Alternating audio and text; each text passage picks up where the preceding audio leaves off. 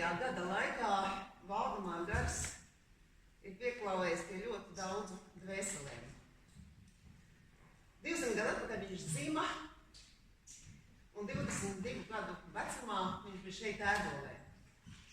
Toreiz viņš mācīja, bija vairāk kā 10, cik tad bija gadi kopš atceltnē, vairāk gan pāri 10 gadi kopš atcēla dzimtbūšanu. Latviešu kā vārds tas tikko sāk parādīties, jo latvieši jau kā tauta vēl nebija nosaukta. Toreiz Valdemārs aicināja mums būt lepniem, labākā nozīmē pašapzinīgiem, turēt taisu muguru,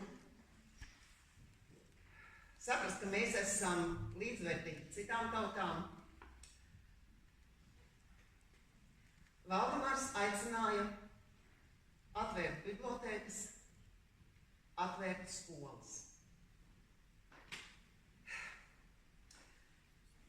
Tas, kas šeit notiek, tie visi ir reāli personāži, kas šeit darbojas.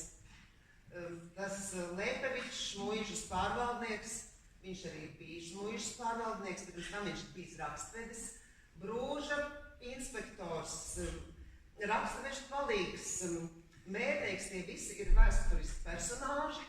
Šajā lugā ir minētas vietas Ēdolē, kas joprojām ir un pastāv, māju nosaukumi pastāv, gandrīz visu māju nosaukumi vēl pastāv.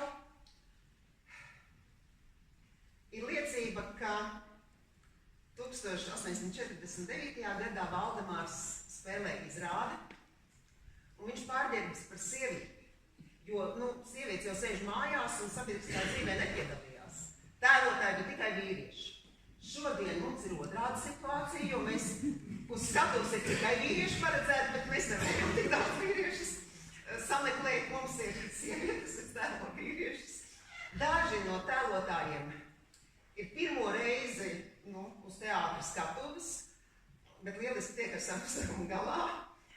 Es neteikšu, kuri, bet ir cilvēki, kas pirmo reizi spēlē teātri, ir cilvēki, kas jau ir spēlējuši.